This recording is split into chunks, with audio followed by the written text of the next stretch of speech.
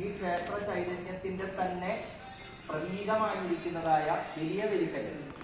ആ വലിയ വെരിക്കല്ല് എന്ന് പറയുന്നത് ഇവിടുത്തെ ഭഗവതിയുടെ സമാന രൂപമാണ്. ഇതിനെ പ്രവേശിക്കുമ്പോൾ എല്ലാവരും അതൊന്ന് മനസ്സിൽ വിചാരിക്കണം. അതായത് ആ അകത്തിരിക്കുന്ന ഭഗവതിയുടെ സർവ വൃത്യഗണങ്ങളോട് കൂടിയിട്ടുള്ള പൂർണ്ണമായിരിക്കുന്ന ഒരു അടയാളം കൂടിയാണ് വലിയ വെരിക്കല്ല്. അതിന്റെ അപ്പുറത്ത് വരുന്നത് കൊടിമരമാണ്. സ്വർണ്ണ കൊടിമരം വരുന്നതാണ് പറയണത്. അതെന്തായാലും വൈകാതെ വരും. അപ്പോ ഇപ്പൊ നിങ്ങൾ മനസ്സിലാക്കേണ്ട ഒരു കാര്യം, ചൊവ്വൂർ ശ്രീ മഹാലക്ഷ്മി ക്ഷേത്രം ഒരു മഹാക്ഷേത്രത്തിന്റെ എല്ലാ പ്രൗഢിയോടും കൂടി അതിൻ്റെതായിരിക്കുന്ന അംഗങ്ങളും ഉപാംഗങ്ങളും ഒക്കെ ചേർന്ന് വേണ്ടതുപോലെ ആയി തീർന്നിരിക്കുകയാണ്.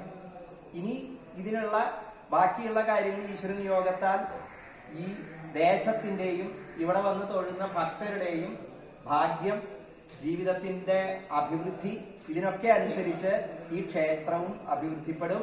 ക്ഷേത്രത്തിന്റെ അഭിവൃദ്ധി ഈ ദേശത്തിലെ ഇവിടെ വന്നു ചേരുന്ന മഹാലക്ഷ്മി ഭക്തരുടെ മുഴുവൻ കുടുംബങ്ങളുടെയും തലമുറകളുടെയും അഭിവൃദ്ധിയായി പരിണമിക്കുകയും ചെയ്യും.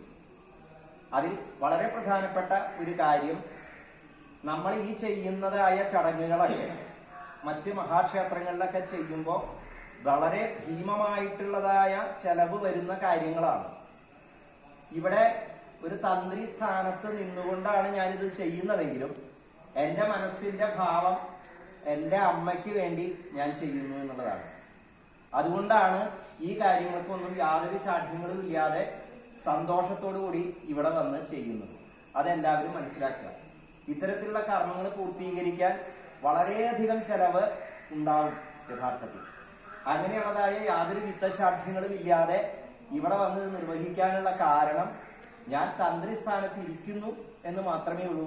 സത്യത്തിൽ വർഷങ്ങൾക്ക് മുൻപ് ഭഗവതിയുടെ പാദസേവ ചെയ്ത ആ കുട്ടിയായി തന്നെയാണ് ഞാൻ ഇവിടെ വന്ന് പ്രതിഷ്ഠാദിനാദി ഉത്സവാദി ഈ ക്ഷേത്രവുമായി ബന്ധപ്പെട്ട എല്ലാ കാര്യങ്ങളും നിർവഹിക്കുന്നത്.